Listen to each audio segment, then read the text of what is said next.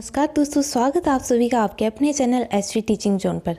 देखिए दोस्तों, हम मेटल, नॉन मेटल और मेटेलॉइड्स के बारे में पढ़ रहे थे, लेकिन बीच में पता नहीं कैसे वो वीडियो अपने आप ही कट हो गया था और इसलिए मैंने ये अलग से फिर से पार्ट बनाया अगला। तो वैसे वीडियो बड़ा भी हो रहा था, तो कोई नहीं, अगर कट गया तो हम यहाँ पे पढ़ लेते हैं। तो देखिए, मेटल और नॉन मेटल के बारे में मैंने आपको लगभग जो सारी बातें थी वो बता दी थी, उसमें जो भी एग्ज़ाम में आने वाली चीज़ें थी। लेकिन मेटेलॉइड के बारे में हमें थोड़ा और पढ़ना था, तो अब हम पढ़ेंगे कि मेटेलॉइड क्या होती हैं। और इनमें वैसे मैंने आपको कुछ चीज़ें बता दी थी, लेकिन एक बार फिर से थोड़ा सा जल्दी से रिवाइज़ कर लेते हैं हमने क्या किया था मेटेलॉइड में। तो मैंने आपको बताया था कि मेटेलॉइड क्या होती हैं, जिनमें धातु व अधातु दोनों के गुण प्रेजेंट होते हैं, उनको हम क्या बोलते हैं, उनको हम मेटेलॉइड बोलते हैं। इसके अलावा ये अर्धचालक प्रवृत्ति की होती हैं, मतलब कम मात्रा में विद्युत और ऊष्मा का ये प्रवाह करती हैं और ये ठोस अवस्था में प्रेजेंट रहती हैं। इनमें चमक उपस्थित होती है जैसे कि मेटल में होती है, और ये आवर्त सारणी में पी ब्लॉक में प्रेजेंट रहती हैं। और इसको अगर हम कहें दूसरी तरह से हम बोलना चाहें तो ये धातु व अधातु के मध्य में पाए जाने वाले एलिमेंट होते हैं।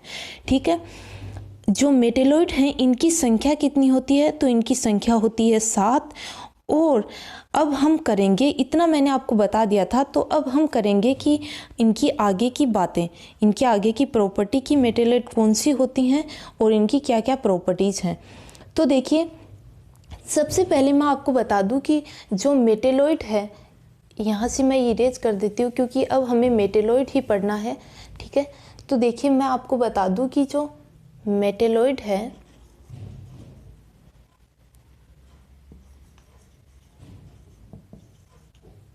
जो मेटेलॉइड हैं ये क्या होते हैं, तो मेटेलॉइड हैं, इनका एक सबसे मोस्ट यूज पहले मैं आपको बता दूं कि इनका उपयोग है वो अर्धचालकों के निर्माण में किया जाता है।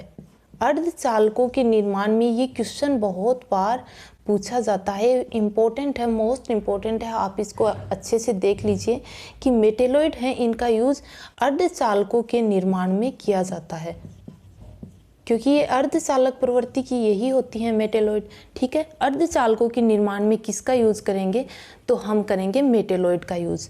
अब देखिए, हम देखते हैं कि कौन कौन से मेटेलॉइड होते हैं, कौन कौन से मेटेलॉइड होते हैं। तो देखिए, सबसे पहले है बोरोन। ठीक है, बोरोन, ये सही से नहीं चल रहा है, मैं दूसरा ले लेती हूँ मार्कर। तो सबसे पहला कौन सा होता है हमारा, बोरोन। ठीक है, इसके हमें नाम भी देखने हैं और इसके सिंबल भी हमें देखने हैं, क्योंकि कई बार सिंबल आ जाता है एग्जाम में तो कई बार नाम आ जाता है, तो हमें दोनों चीज़ देखनी है। तो पहला कौन सा है, बोरोन। ठीक है, बोरोन। दूसरा कौन सा है, सिलिकॉन, सिलिकॉन। ठीक है, दूसरा है सिलिकॉन।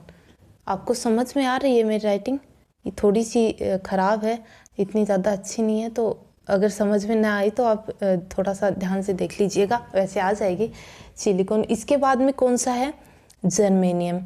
मैंने आपको बताया था कि इनकी संख्या कितनी होती है, इनकी संख्या होती है 7। ठीक है, इनकी संख्या 7 होती है, तो हमें 7 लेने हैं बिकॉज ये 7 ही होते हैं, जर्मेनियम। इसके बाद में कौन आता है, आर्सेनिक, आर्सेनिक, आर्सेनिक। ठीक है, इसके बाद में कौन है, इसके बाद में है एंटीमनी, एंटीमनी। ये सब हमारी क्या है, मेटेलॉइड हैं। 1 2 3 4 5 और हम इधर लिख लेते हैं। ठीक है, 6 और 7। तो एंटीमनी के बाद में कौन आता है, तो एंटीमनी के बाद में आता है टेल्यूरियम, टेल्यूरियम। एंटीमनी के बाद में आता है टेल्यूरियम। ठीक है, टेल्यूरियम। लास्ट कौन है, तो लास्ट है हमारा पोलोनियम, पोलोनियम।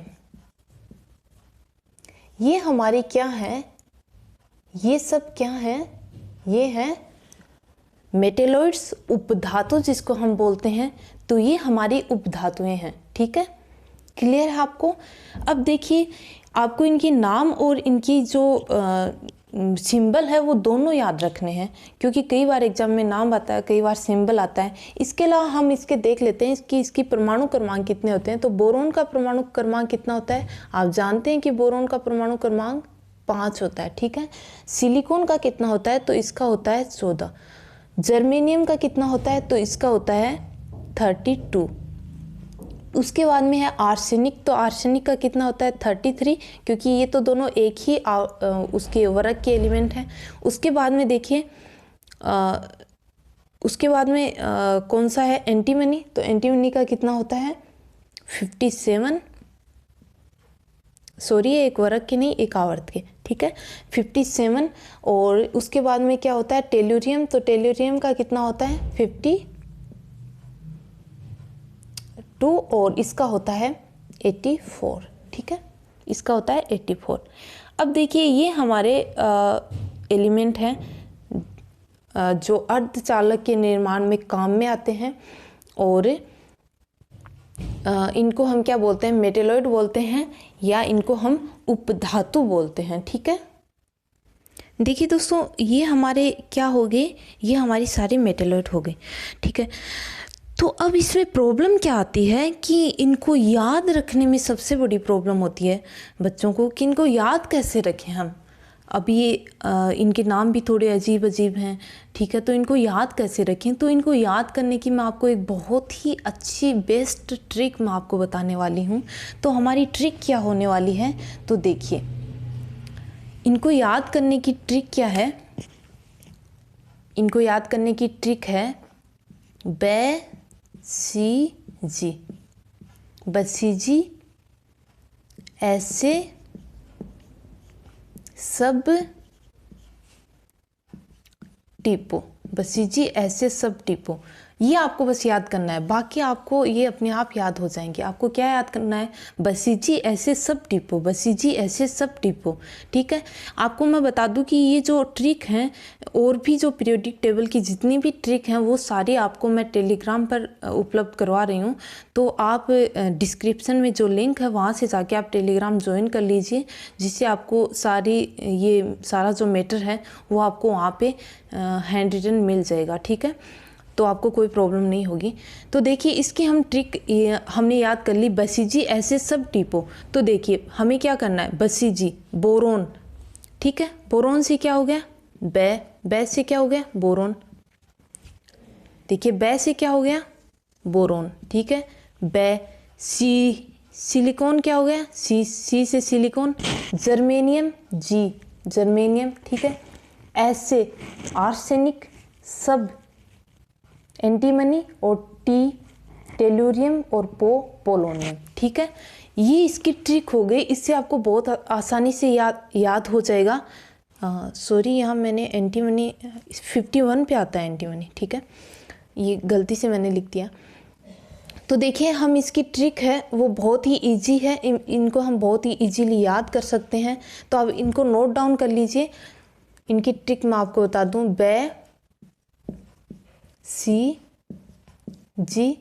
बसीजी ऐसे सब टिपो। ठीक है, ये इनको याद करने की ट्रिक होगी, आपको बहुत अच्छे से याद हो जाएगी। आप 1-2 बार ऐसे देखोगे, आपको याद हो जाएंगे। ठीक है, तो अब हम इसको इरेज कर देते हैं। अब देखिए, हम जो अर्धचालक तो ये होते ही हैं मेटेलॉइड, और इनको अर्धचालक भी बोलते हैं। अब इनकी हम कुछ और बातें हैं वो हम जान लेते हैं कि इनके यूज़ क्या हैं, और इनके बारे में थोड़ा सा और जान लेते हैं जो एग्ज़ाम रिलेवेंट है, जो एग्ज़ाम में पूछे जाते हैं। ठीक है, तो देखिए, हम आपको बता दें कि मेटेलॉइड जो हैं, उपधातु जो हैं, इनमें आपने देख लिया कि इनकी संख्या कितनी होती है, इनकी संख्या 7 होती है। ठीक है, 7 इनकी संख्या होती है। इसके अलावा इनकी अब प्रॉपर्टी हम देखेंगे, तो देखिए, हम पोलोनियम को देखते हैं। ठीक है, हम बाकी को भी करेंगे, लेकिन पहले हम पोलोनियम को देखते हैं। ये इम्पोर्टेंट है, पोलोनियम है, ये इम्पोर्टेंट है, यहाँ से क्वेश्चन आते हैं। तो पोलोनियम की कुछ प्रॉपर्टीज़ हैं। पोलोनियम की क्या प्रॉपर्टीज़ हैं? सबसे बड़ी बात इसकी ये है कि ये सबसे अधिक समस्थानिक वाला एलिमेंट है। कोई हमें एग्जाम में पूछे कि सबसे अधिक समस्थानिक वाला एलिमेंट कौन सा है, तो हम क्या बताएंगे? पोलोनियम। ठीक है, सबसे अधिक समस्थानिक वाला तत्व कौन सा है? तो ये है पोलोनियम। ठीक है, अब समस्थानिक क्या होते हैं? ये प्रॉब्लम होगी कि समस्थानिक क्या होते हैं। तो देखिए, समस्थानिक क्या होते हैं? वे एलिमेंट जिनकी परमाणु संख्या तो समान हो, परंतु उसका जो द्रव्यमान हो वो भिन्न भिन्न हो। ठीक है, जैसे एग्जाम्पल के लिए आपने सुना होगा कार्बन 12 है, कार्बन 14 है, आपने ये सुना होगा। तो ये देखिए, कार्बन है तो परमाणु क्रमांक तो 6 रहेगा, लेकिन इसका जो द्रव्यमान है वो 12 है, इसका 14 है। तो इनको हम क्या बोलते हैं? इनको हम समस्थानिक बोलते हैं। तो समस्थानिक की डेफिनेशन क्या है? जिनकी वो एलिमेंट जिनकी परमाणु संख्या तो समान हो, परंतु उनका द्रव्यमान भिन्न भिन्न हो, उन्हें हम क्या बोलते हैं? समस्थानिक बोलते हैं। ठीक है, तो पोलोनियम है, इनके समस्थानिक, इसके समस्थानिक कितने होते हैं? इसके समस्थानिक होते हैं 27। इसके समस्थानिकों की संख्या कितनी होती है? 27। तो आवर्त सारणी में सबसे अधिक समस्थानिक वाला एलिमेंट है तो वो है पोलोनियम। ठीक है, पोलोनियम, ये बात आपको याद रखनी है। इसका परमाणु क्रमांक है 84। ठीक है, ये बात आपको याद रखनी है कि सबसे अधिक समस्थानिक वाला एलिमेंट कौन सा है, तो वो है पोलोनियम। ठीक, क्लियर है। अब देखिए, हम आवर्त सारणी में हमने देखा है कि 118 एलिमेंट होते हैं, उनमें धातु होती हैं, अधातु होती हैं, उपधातु होती हैं। लेकिन मैं आपको बता दूं कि मानव निर्मित कितने होते हैं? मानव निर्मित उनमें कितने होते हैं? तो ये होते हैं 24। और प्राकृतिक कितने होते हैं? जो नेचुरल होते हैं, प्राकृतिक तत्व कितने होते हैं? तो ये इनकी संख्या होती है 94। ये मैं आपको क्यों बता रही हूँ, ये मेरे दिमाग में क्यों आया? क्योंकि पोलोनियम जो है, पोलोनियम है वो मानव निर्मित एलिमेंट है और मानव निर्मित पहला एलिमेंट है ये। ठीक है, सबसे पहले इसको ही बनाया गया था, मानव निर्मित पहला एलिमेंट है ये। तो आप देख लीजिए कि पोलोनियम है वो इम्पोर्टेंट कितना है, मानव निर्मित पहला एलिमेंट है, सबसे अधिक समस्थानिक वाला एलिमेंट है। तो ये बात आपको, ये दो बातें आपको याद रखनी है, ये इम्पोर्टेंट है। तो देखिए, पोलोनियम की हमने देख ली कि पोलोनियम की क्या है, ये मानव निर्मित पहला एलिमेंट है और सबसे अधिक समस्थानिक वाला एलिमेंट है। इनके समस्थानिक की संख्या कितनी होती है? तो इसके समस्थानिक होते हैं 27। ठीक है, अब देखिए, हम बाकी जो उपधातु हैं उनके भी यूजेस हम देख लेते हैं जो मोस्ट इम्पॉर्टेंट है। तो मैं इसको इरेज कर देती हूँ, आप वीडियो को रोक के इसको लिख सकते हैं। इसके बाद में देखिए, हम लेते हैं बोरोन को। सबसे पहले हमारा बोरोन ही आता है, बोरोन को। ठीक है, बोरोन कितने नंबर पे आता है? तो बोरोन आता है 5 नंबर पे। इसका परमाणु क्रमांक कितना है? 5 है। तो देखिए, बोरोन का यूज क्या होता है? सबसे बड़ा इसका यूज है बोरिक एसिड बनाने में। बोरिक एसिड जो है, बोरिक एसिड का निर्माण बोरोन से किया जाता है।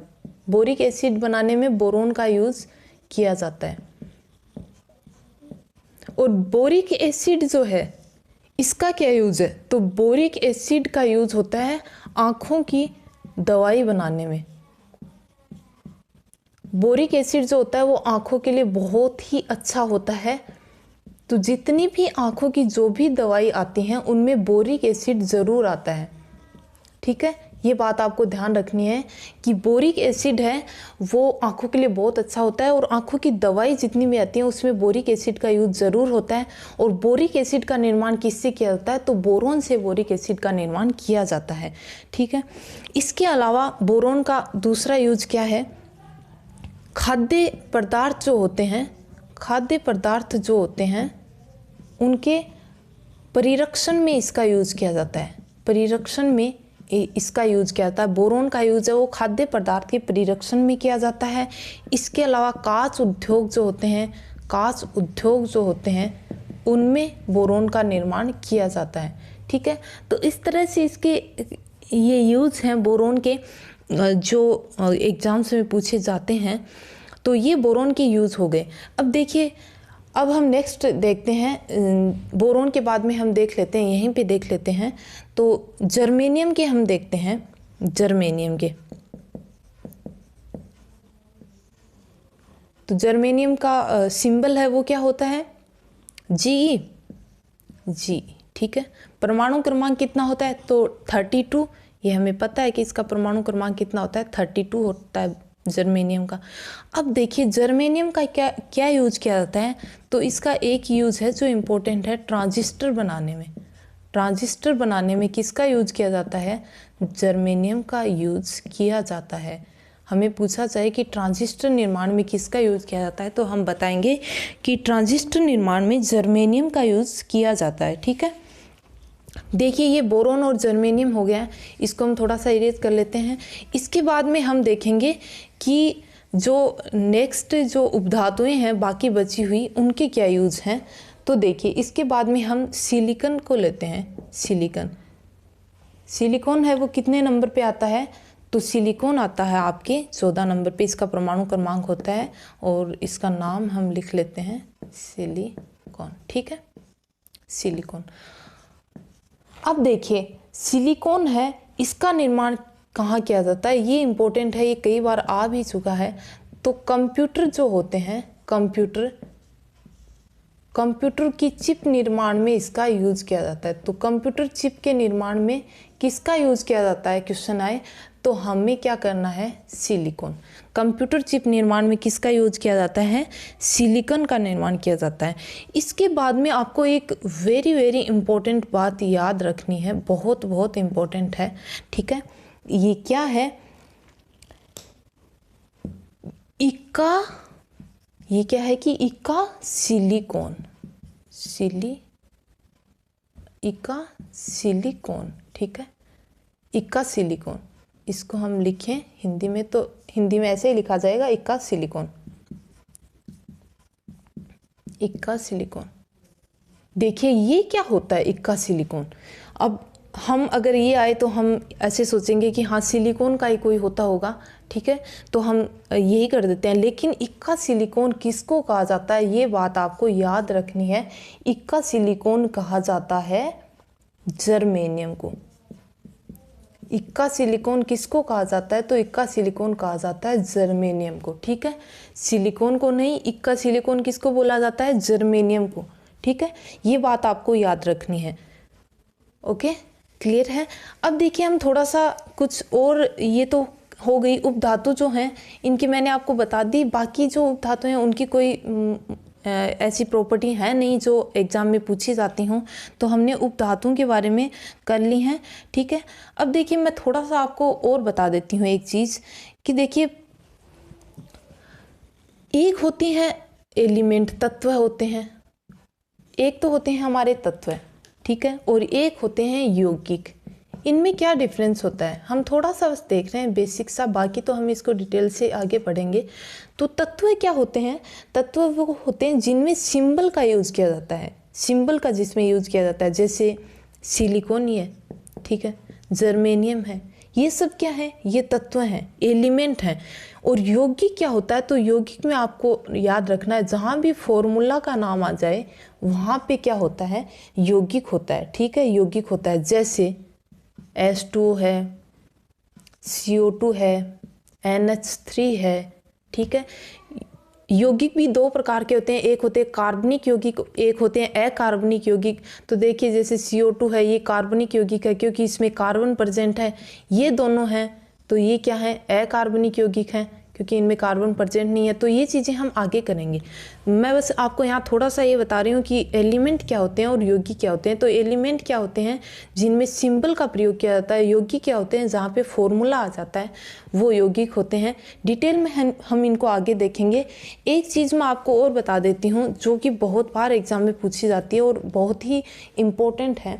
तो देखिए पृथ्वी पर अगर हमें पूछें कि पृथ्वी पर सबसे अधिक पाए जाने वाली, पृथ्वी पर सर्वाधिक मात्रा में प्रेजेंट धातु कौन सी है, अगर हमें ये पूछें पृथ्वी पर सर्वाधिक मात्रा में